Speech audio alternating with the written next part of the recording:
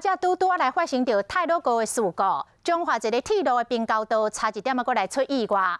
讲这个火车驶过了后，迄个哪吒也就是铁机洞收起来，但是无到5秒，这个铁机洞又搁放落来，害一台修理车卡伫咧平交道进退无路，是有人帮忙，紧甲这个铁机洞甲夹起来，互修理车驶离开。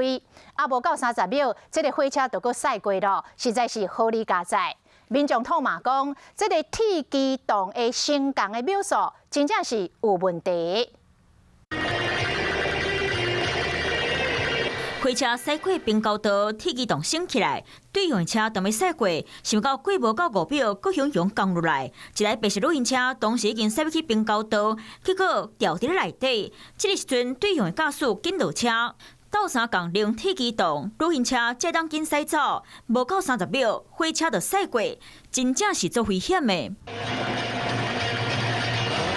这是中华园林中央路平交道，当时是下班的时间点，车辆真多，都有民众伫咧骂平交道的铁机洞定定升起来，搁降落来，就惊为这经过会发生意外。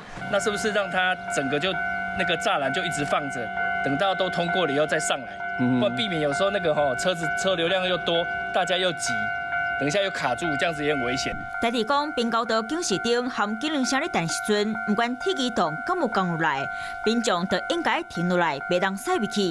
若火车交会，铁机洞升起来，搁降落来进行，代替做改善。这个电路我目前还在研究阶段了那可能我们有一个想要有做一个试验的区间啦。